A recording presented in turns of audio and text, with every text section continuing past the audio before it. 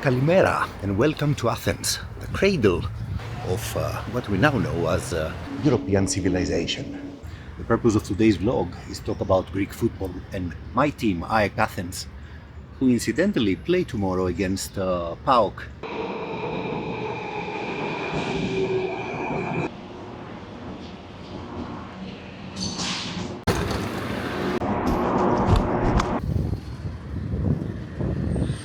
And don't get me wrong, PAOK is a very good team, but it's not a derby because they don't come from the same city. The real derby of Athens is this one with this lot. And while we are walking, probably a lot of you are wondering why I didn't mention Olympiacos, because Olympiacos is by far the most popular team in Greece and the most successful. Olympiacos, however, is a team of Piraeus, which is the port of Athens. They do have fans all over the place though, and they even managed to win a European Cup.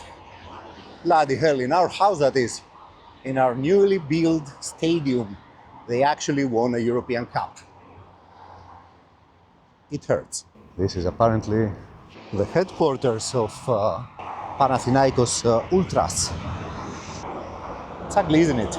Check it out, man. We are literally 1 kilometer down the road from Panathinaikos Stadium and some half kilometer from that green and white building, which rumor has it that one of their old owners gifted it to the fans. Right here, however, we have a small stronghold of the enemy in Athens, which is, of course, my team, AEK.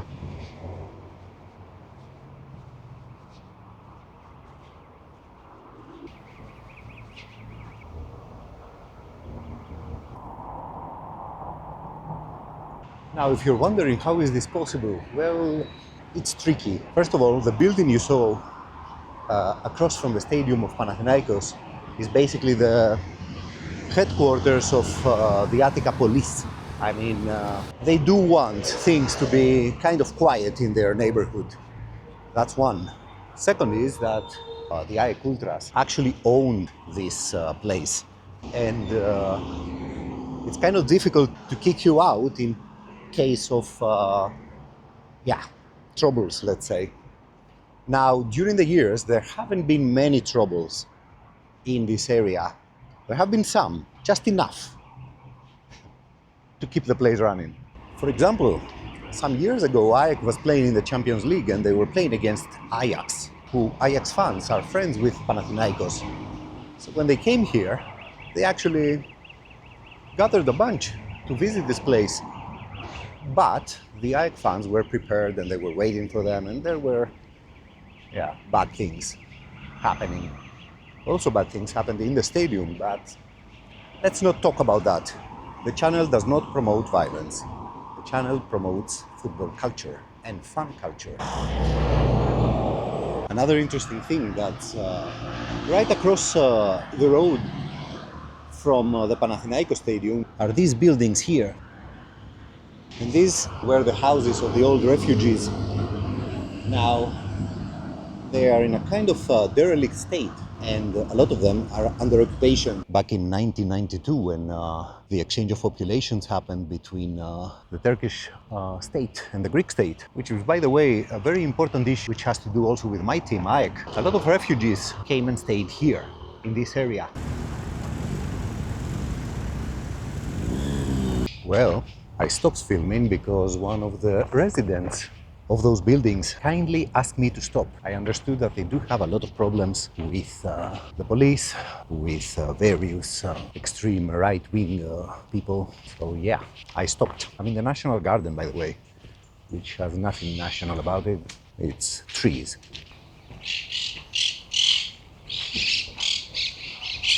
The National Garden is basically packed with animals. That one, for example, should be on the mountains of Crete, not here. Flipping hell, man, check out all these tortugas. It was just the other day that I was roaming around the hills around the Acropolis when I spotted a free roaming tortuga trying to climb up there. We got National Geographic, my friend. Bloody hell. her cousins are in cages.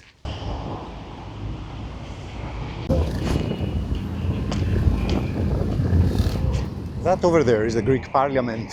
And believe me, man, a lot of bad things have been decided there against the well-being of the Greek people. Hotel Grand Bretagne. This place behind me, the Grand Bretagne Hotel, has been the headquarters of the British Army during the liberation of Greece from the Nazis back in 1944. And in December of that year, all hell broke loose because the Brits actually ordered the Greek partisans to give their weapons. As you can imagine, the order to disarm provoked a lot of protest. People started gathering in Syntagma Square, where the Grand Bretagne is, and they were literally shot in cold blood. A very small period of fighting broke out in Athens, and you see the bullet holes all over the place. I mean, there are a lot of buildings that conserved these signs of fighting, which I think is a good thing. I mean, you don't need to hide your past. It's dubious if you do. Look at all these bullet holes.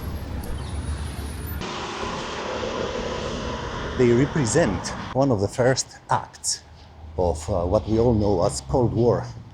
Although back then it wasn't so cold. People were shooting and killing each other with great success.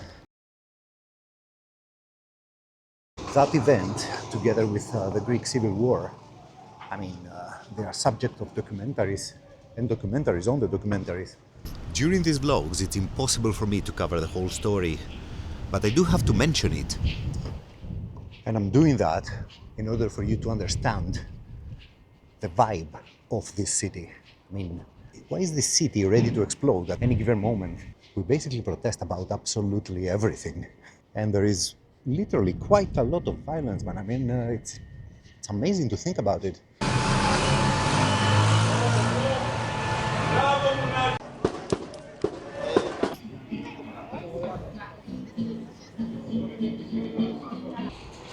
Another very annoying fact about Athens is that it's full of policemen. I mean, check them out, they are everywhere.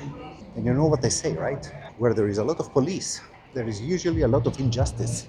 Check out this church, man.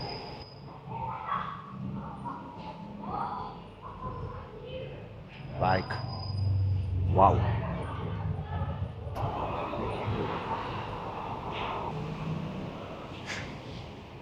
Let me tell you, man, I mean, a lot of things are funny with Greek architecture nowadays, especially Athens. Athens used to be a very beautiful city, and you can see traces of this beauty all over the place. The sculptures outside this church are phenomenal.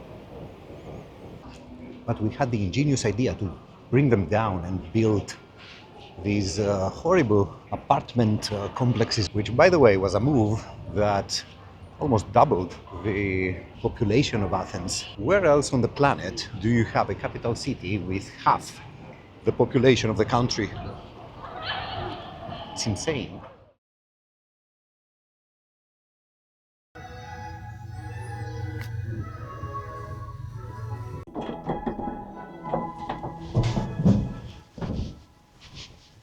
Yes, you heard that right. That flipping thing is playing classical music.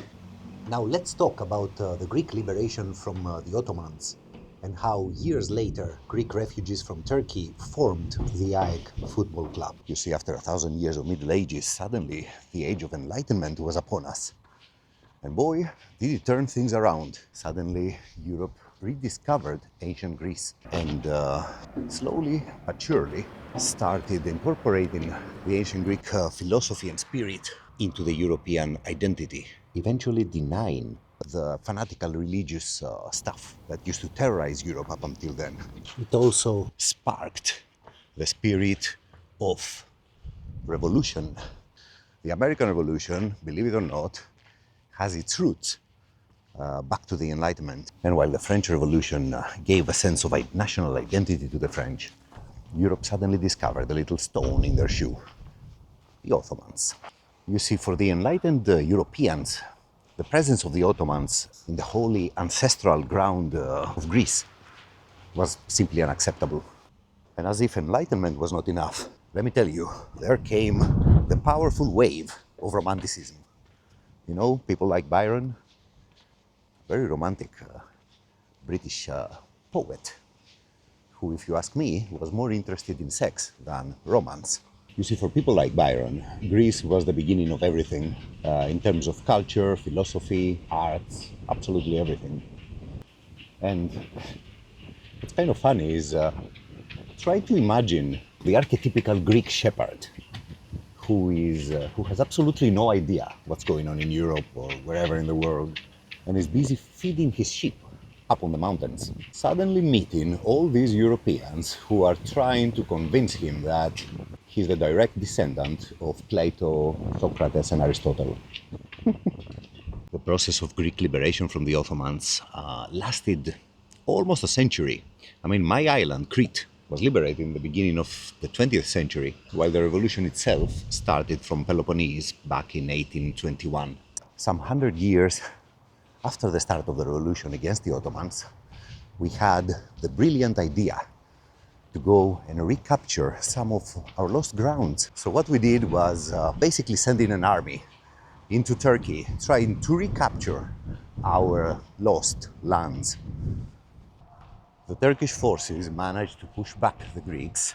Not only that, but they basically started the exchange of populations. What you can here see are basically boats leaving Smyrni.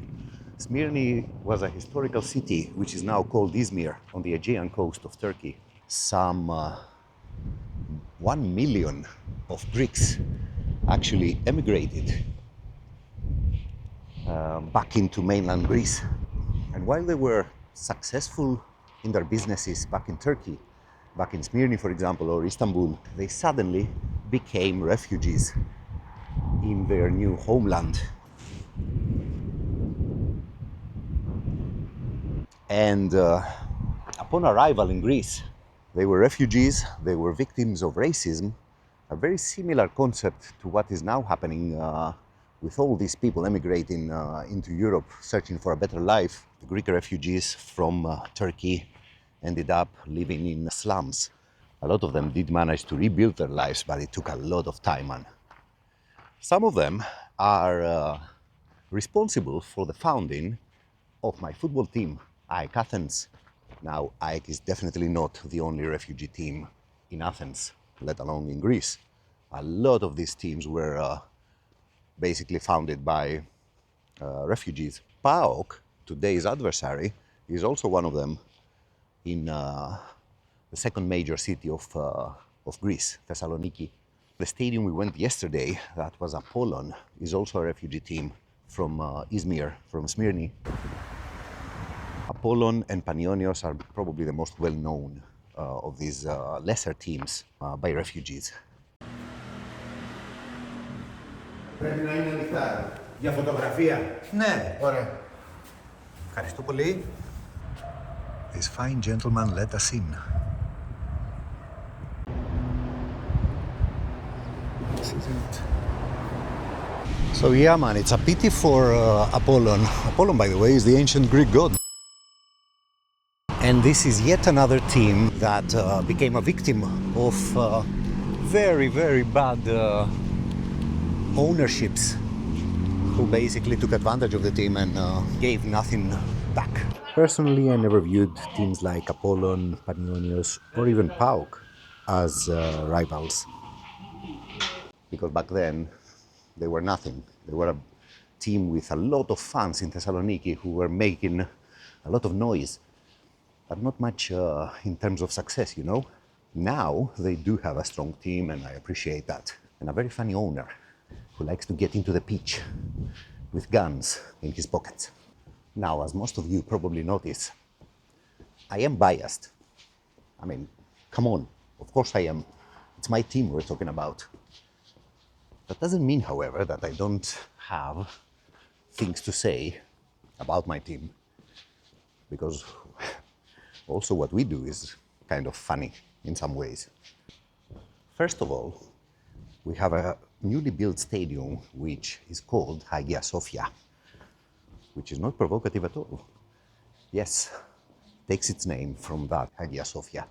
Second of all, we have the emblem of the club, which is the two-headed eagle, directly invoking the Byzantium, the eagle that stares to the east and to the west, the glorious Byzantine Empire. And third of all, we have a fan base, which is very, very directly influenced by radical politics. If you remember back 4 or 5 months ago, I made a video in Genova about the 2001 protests during the G8. AEK fans were there and they protested along with all the other left-wing and radical organizations. Of course, AEK is a very big club with a lot of support. Not all of them share the same beliefs. And if you ask me, the hell, there's a lot of noise here. And if you ask me, it should be like that. What I struggle to understand, however, is the fact that you have all this radical left-wing stuff going on among the fan base, and at the same time, the club has a strong religious connotation, you know? The two-headed eagle, it's the same emblem of not only of the Byzantium Empire, but also of the Greek Orthodox Church. I mean, for fuck's sake, we have a church, a chapel, inside the stadium. And I remember, once upon a time I was younger, the beard was black. And I decided to go with the main group of our fans, with Original 21, to France to meet and greet our friends from Olympique de Marseille. On our way there, we discovered that the flipping bus driver had smuggled two young Pakistani men in the luggage room. You just feel for the people, you know? And we did something that was extraordinary back then. We basically gave the two Pakistani people their money back and did not pay the driver his part of the payment, you know, for the trip. The guy was fuming. He almost killed us on the way back. But that's another story.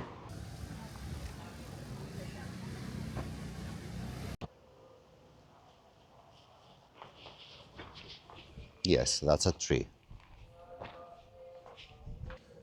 Now, as we walk under the shadow of the Parthenon, which is up there, let's have a chat about the football dynamics in the city. And let me tell you, man, our football, I mean, I really cannot believe how much we disrespect it.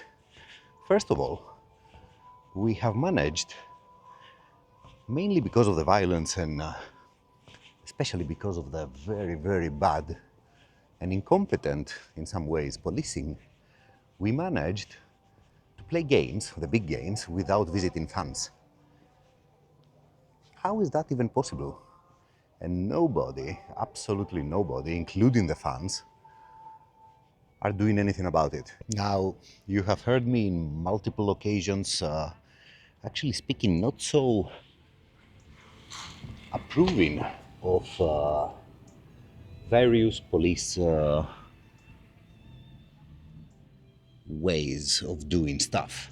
However, I still am a citizen, and as a citizen, I don't know, I demand some sort of righteousness, you know? For example, I find it absolutely impossible to understand how the entire Greek police, from one side of the country down to the capital, actually managed to allow 200 plus Croatian hooligans last summer cross the whole country and come outside our stadium and create havoc. And during this havoc, one AEK fan died. He actually lost his life. I mean, in what way is this good policing? They literally crossed the entire country.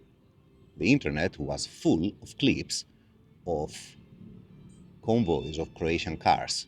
It's deeply sad, you know? Sometimes I'm not sure it's incompetence and not just the pleasure of provoking and creating things, you know? Who knows? What have we here? A human being's home. Could this be a modern day Socrates? This is Pnika. It is the place where Pericles would gather the Athenians to have a chat about all the important matters of the city, right here under the Acropolis. Of course, the city back then was not the humongous monster that you see in front of you now.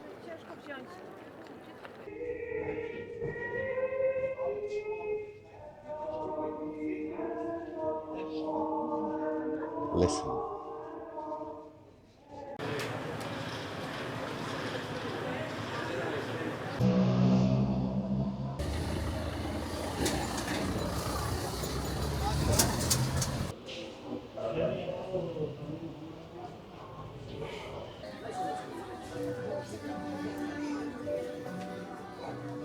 Check out this place, man. Like, wow, there's even smog up there.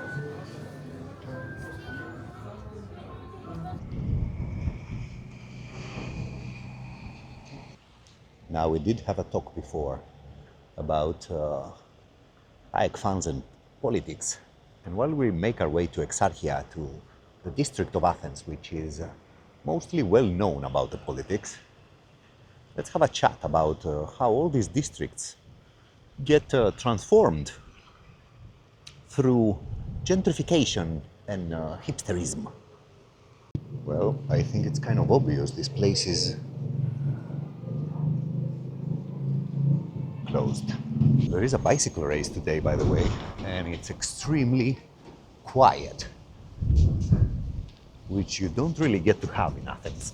Now, let's have a chat about the ABC of gentrification.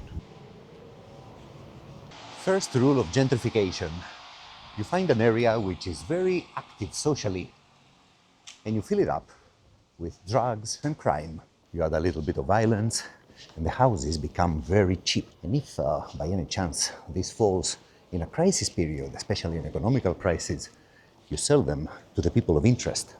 Once this is achieved, you basically clear the area from all the problems, from the crime, the drugs. You don't need them anymore. And try to promote as the center of artistic expression. Promote the politics, but in a safe way, not in a violent one anymore. And of course, transform 70% of the houses into Airbnbs, which skyrocket the rent prices and slowly but surely change the demographics of the area from working class people into some extremely rich ones. And if all this sounds familiar, it is because this is exactly what happened to this area. Welcome to Exarchia, my friends. St. Pauli warriors and AEK. This is the place, by the way, where policeman Korkoneas killed the 16-year-old Alexis Grigoropoulos some 16 years ago, something like that. And this is the memorial. Two graffitis of our friends from Livorno and Olympique de Marseille. And this is a glorious mural of Alexis and our club.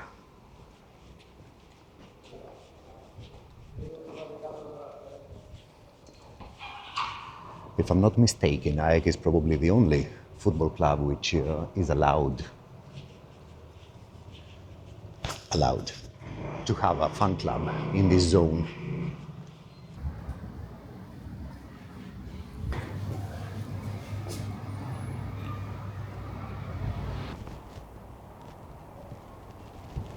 Now, as we make our way into the stadium, let's have a little chat about today's adversary, PAOK, last year's champions. The fans of PAOK have a historical friendship with the fans of Partizan Belgrade, the Grobari.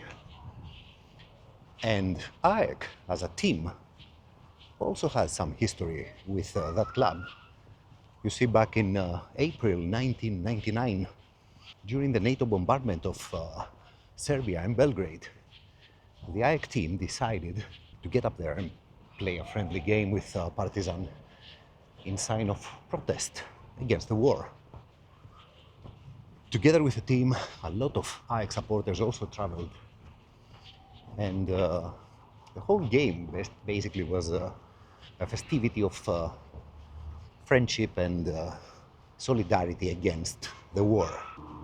What has left, however, a bitter taste was the fact that some of them, certain fan clubs, basically left their banner to the partisan fans as a memorabilia, as a gift, only to find out later on that it was passed down to PAOK fans, the friends of the globally. An act of low class, if you ask me.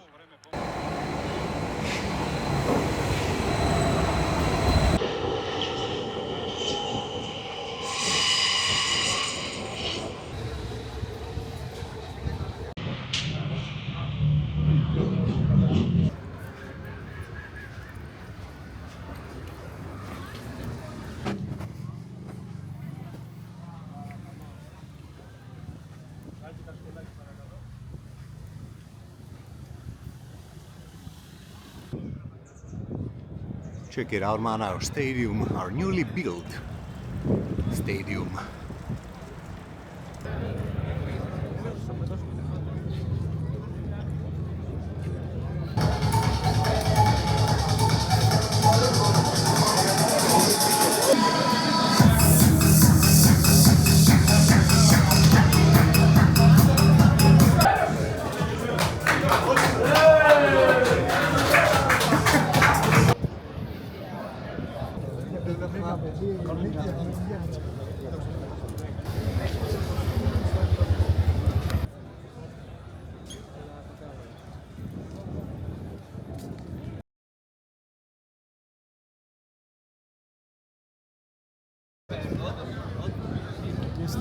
Μου λέει... Ο γάβρος και μαλάκα. Ναι. Μαλάκα, εδώ έχει σουβλάκια ιστορίας. Πάμε στο Άλσος ρε μαλάκα. Κοιτάξτε, να πιούμε ένα κουτάδι. Σας εγγαμάμε και δεν αλλάζει αυτό ποτέ.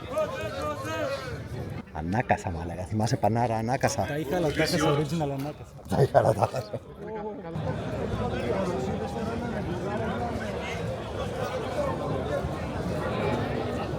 Έλα, πάμε, λέγε. Τι μαλάκα να μπούμε στο vlog.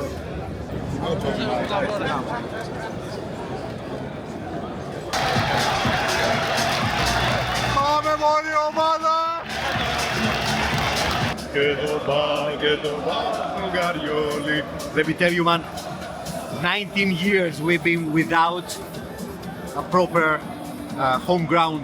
We're playing to the idiotic Olympic Stadium. It's horrible. This is our home now.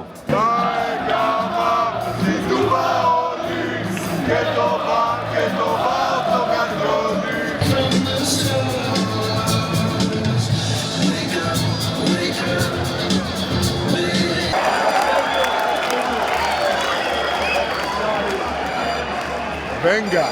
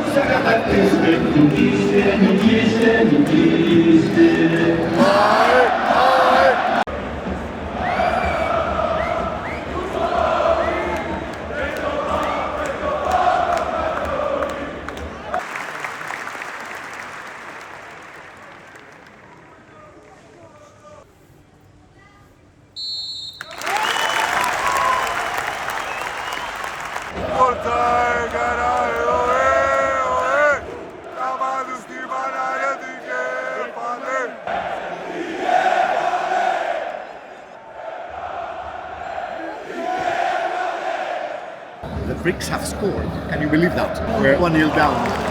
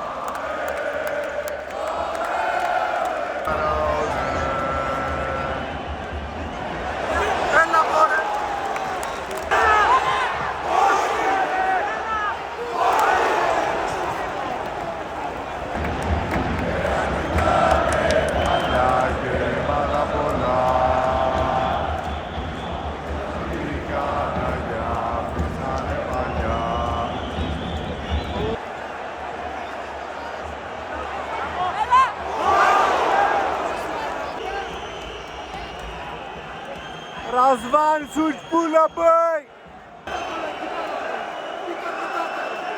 Lucescu, bine! Σεκοπάνω σκουπίδι! Πρόεδρε Βέγγια! Φέρε θέση! Πάμε ρε πρόεδρε, πάμε πάνω του!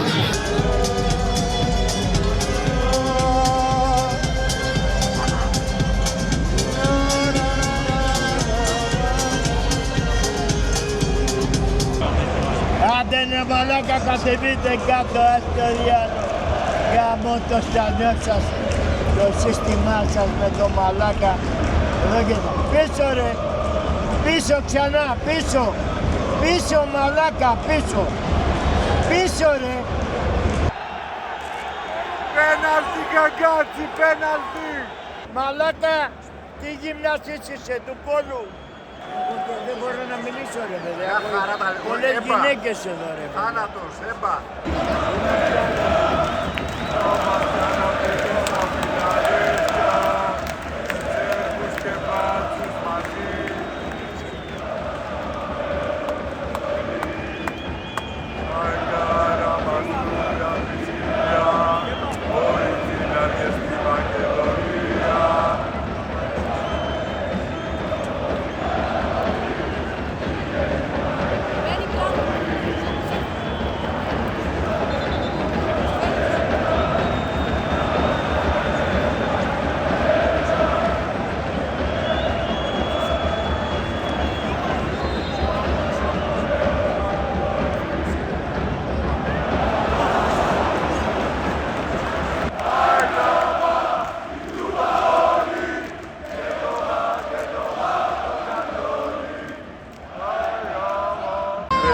Από μικρός έδειξαν στην προπαγάνδα και έγινες κομπλεξικός.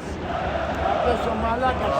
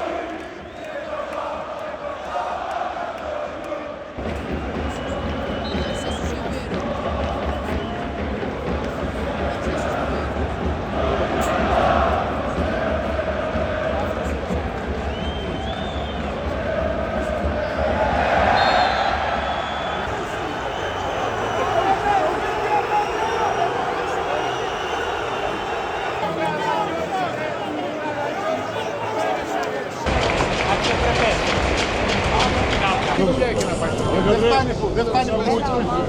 φτάνει που είσαι τα καλύτερα κόλπα. What a horrible game, man. What was that? Anyway, that's more or less all of it from Athens. I hope you enjoyed the video. I didn't enjoy the game, but it is what it is. See you in the next one. So, bye-bye.